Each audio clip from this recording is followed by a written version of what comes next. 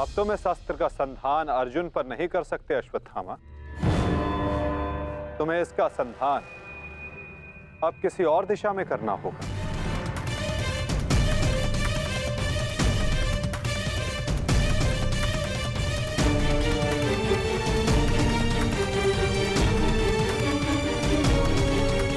वासुदेव, इस युद्ध में हमारे नाश का कारण केवल आप हैं, आप।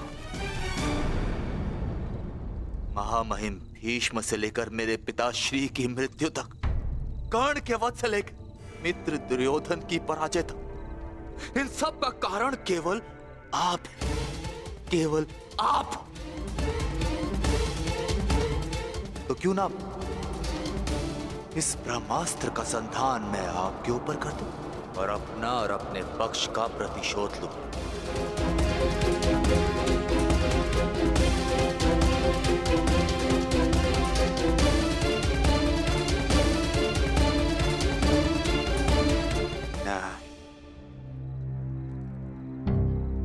नहीं वासुदेव, नहीं। एक साधारण से ग्वाले पर मैं अगर ब्रह्मास्त्र का संधान करूंगा तो ये ब्रह्मास्त्र का अपमान होगा। वासुदेव, तुम्हें तो इस महाविनाश की ग्लानि से ही मर जाना चाहिए। तुम पर संधान करने से क्या लाभ?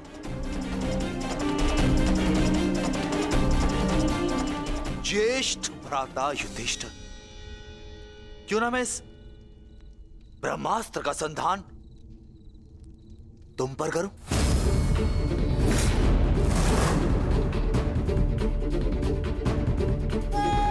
क्योंकि राजा समाप्त, अर्थात युद्ध समाप्त। इस एक अस्त्र से मैं इस युद्ध का परिणाम बदल सकता हूं। तुम्हारे प्राण लेकर भ्राताश्री,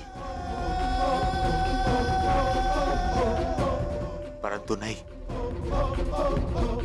क्योंकि जिस मित्र दुर्योधन के लिए हमने ये युद्ध लड़ा वो अपने जीवन का युद्ध हार चुका।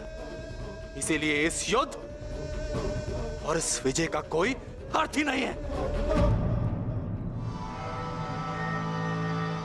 भ्राता भीम, गदाधारी भीम, क्यों ना इस ब्रह्मास्त्र से मैं तुम्हारा संहार कर दूं? क्योंकि तुमने मेरे पिता के साथ छल किया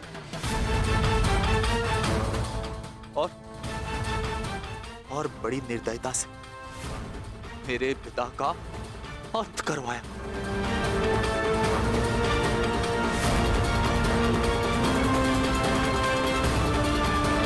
परंतु नहीं। बताइए वासुदेव कि मैं इस ब्रह्मास्त्र का संधान किस पर करूं? उत्तर दीजिए वासुदेव, उत्तर दीजिए।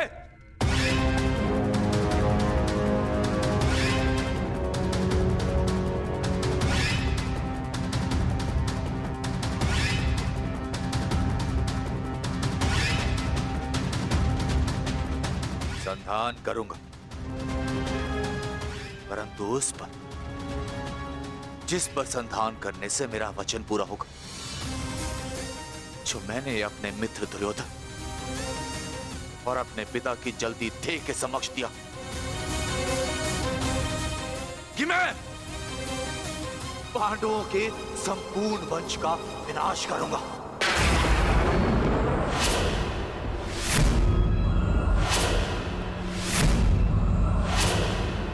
मैं द्रोण पुत्र अश्वत्थामा ये कामना करता कि मेरा ये ब्रह्मास्त्र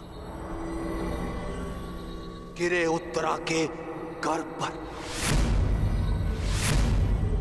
जहां पांडवों के वंश का अंतिम बीज पल रहा है। अश्वत्थामा!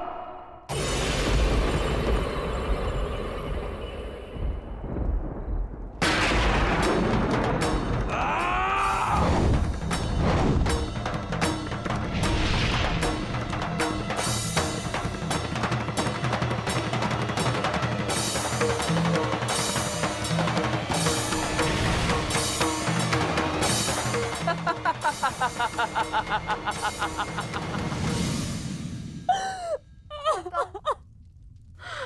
सम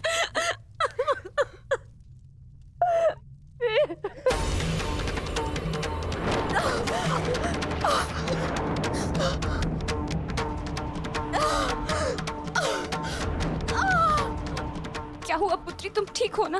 पता नहीं, ऐसा लग रहा है जैसे किसी ने मेरे घर पर प्रहार कर दिया हो।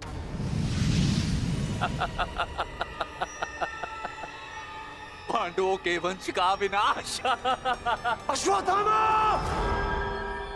ठहरो पांडवों, आज तुमने एक ब्राह्मण होने का धर्म त्याग दिया है अश्वत्थामा। अपने इस दुष्कर्म के कारण आज तुम ब्राह्मण नहीं रहे, अपितु एक राक्षस बन गए हो।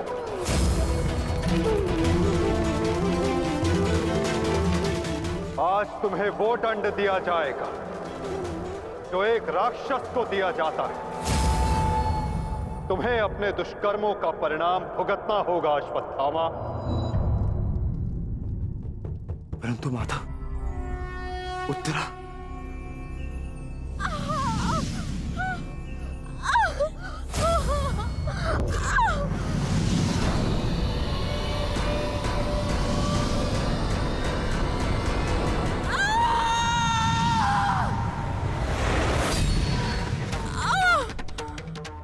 ब्रह्मास्त्र उत्तरा के गर्भ में प्रवेश कर चुका है पार्थ।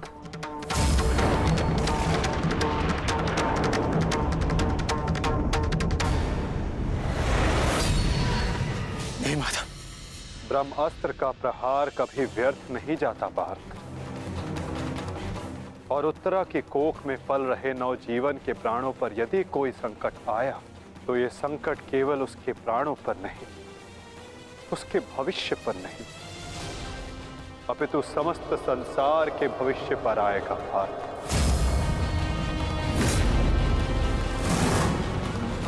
ये इस युग का अंत कहलाएगा पार्थ। अपितु इस नवजीवन की सुरक्षा करना आवश्यक है। धर्म के रक्षण के लिए इस नवजीव का जीवित रहना आवश्यक है पार्थ। माता रक्षा कीजिए, मेरे संतान पे कोई संकट आ रहा है। माता रक्षा कीजिए, रक्षा कीजिए। कुछ कीजिए माता, वैसा अनर्थ मत होने दीजिए।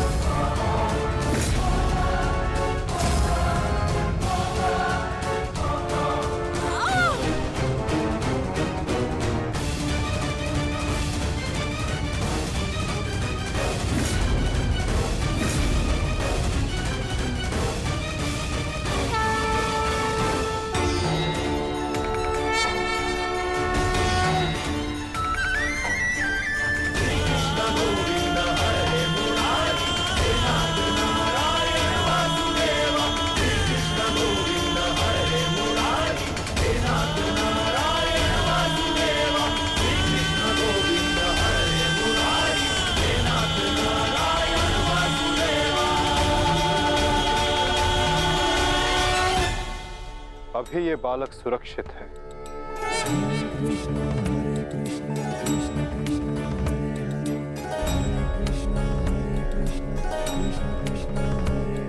किंतु ब्रह्मास्त्र रूपी काल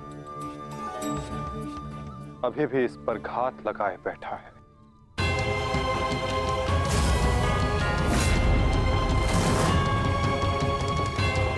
इसलिए मैं स्वयं इस बालक की सुरक्षा और इसका मार्गदर्शन करूंगा।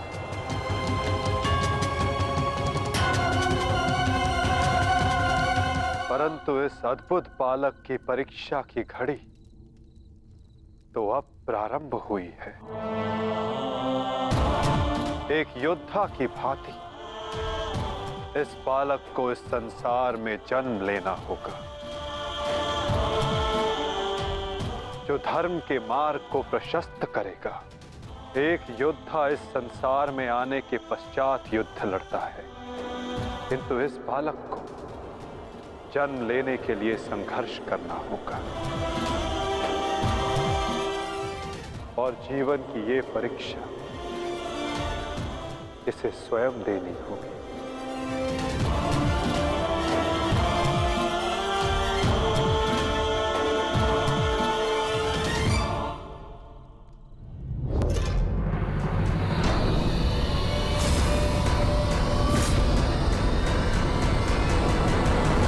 तुमने सीमा पार कर दिया अश्वत्थामा।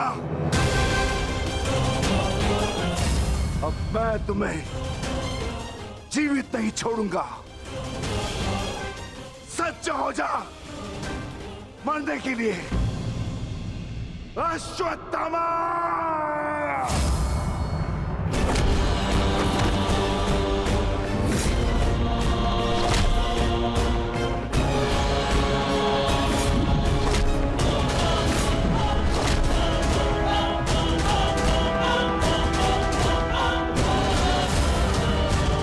ठहरो विकोदर।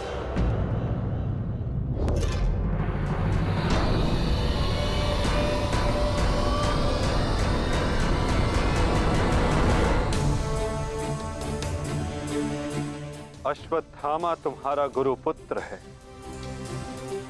और जन्म से एक ब्राह्मण भी इसकी हत्या का पाप तुम अपने सर पर ना लो विकोदर।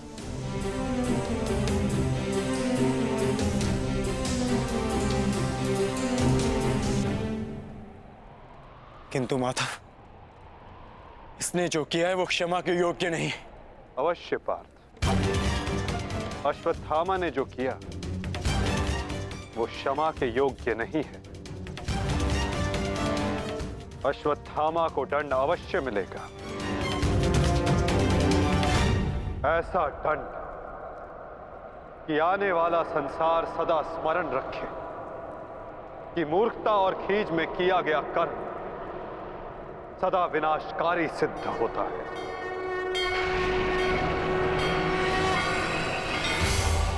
पार्थ, अश्वत्थामा के मस्तक की मणि निकाल।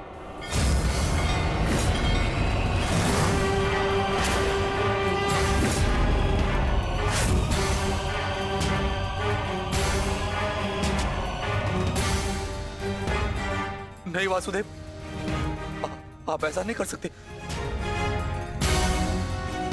देना है तो मुझे मृत्यु दंड दीजिए वासुदेव, परंतु ऐसा मत कीजिए। तुम वीर गति पाने के योग्य नहीं हो अश्वत्थामा। तुमने जो किया है उसका दंड तुम आजीवन भुगतोगे। पार्थ,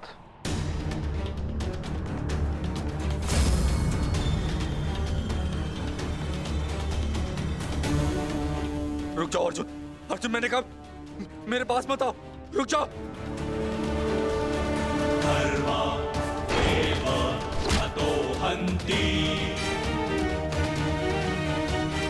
धर्मो रक्षति रक्षितः तस्मात् धर्मो न हन्त्यो मानो धर्मो हतो वधि।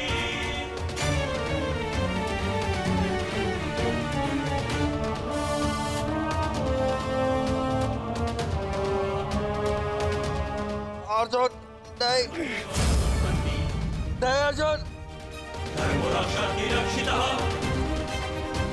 नहीं अर्जुन नहीं अर्जुन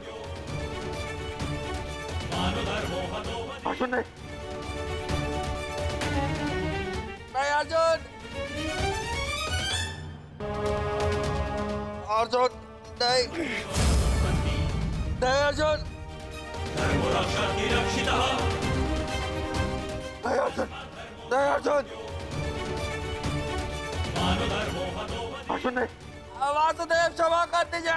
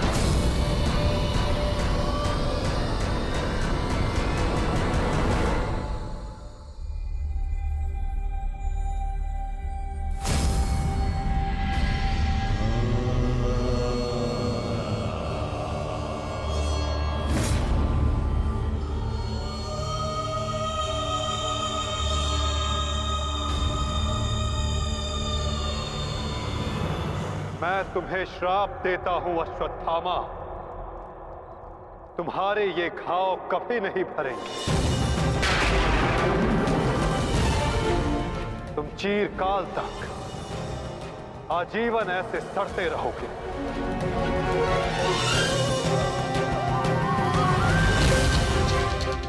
ये घाव लिए तुम जीते रहोगे अश्वत्थामा, और कलयुग तक समस्त संसार को संदेश दोगे कि पाप का भार असहनीय होता है। नहीं नहीं नहीं नहीं नहीं वासुदेव, वासुदेव मुझे क्षमा कर दीजिए, मुझे मृत्यु दे दीजिए वासुदेव, परंतु ऐसा मत कीजिए। नहीं गुरुपुत्र, अब से तुम्हारा जीवन ही तुम्हारा दंड है।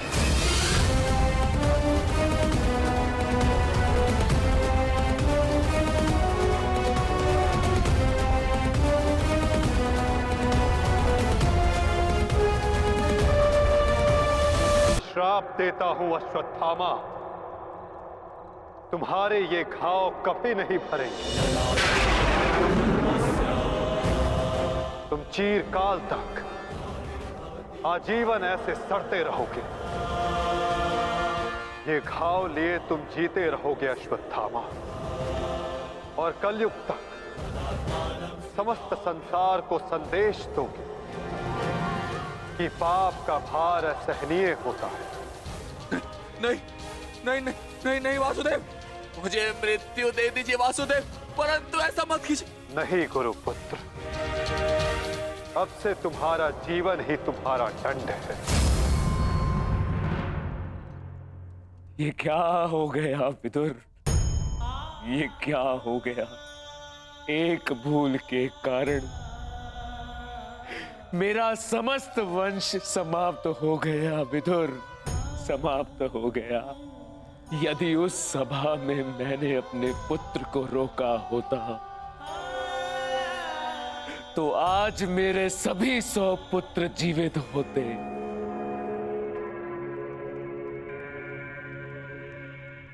किंतु अब समय आ गया है पश्चाताप करने का। जाओ विदुर, और पांडवों को जाकर संदेश दो कि वो आकर अपना राज्य ग्रहण करें, और भीम से कहना कि वो मेरी सभा में आने से पूर्व वो मेरे समक्ष आए। मैं उस वीर से मिलना चाहता हूं जिसने अपनी प्रतिज्ञा पूर्ण करने हेतु मेरे 100 पुत्रों को काल की गाल में डाल दिया। जाओ विदुर, जाओ।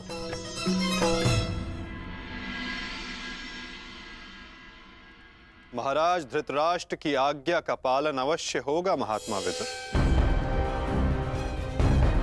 कल पांडव उनके समक्ष अवश्य प्रस्तुत होंगे।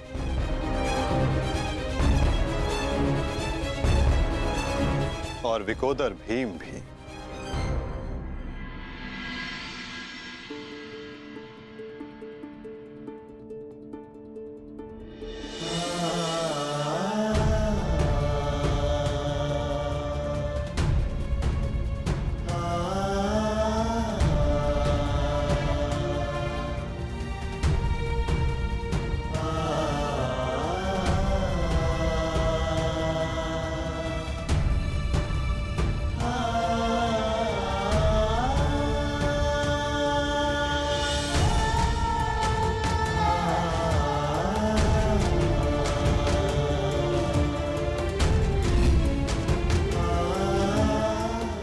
कल्याण हो पुत्रों।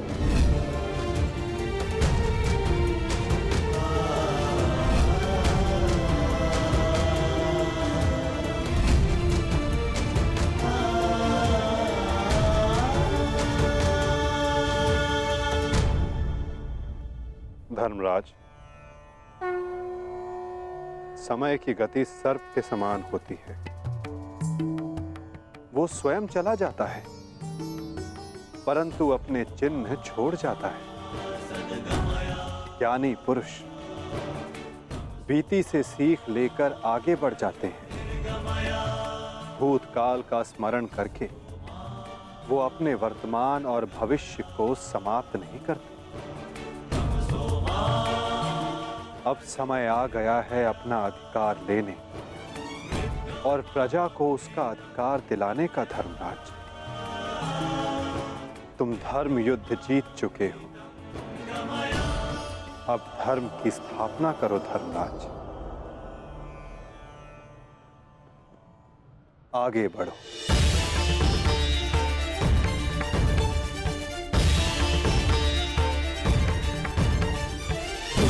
क्षमा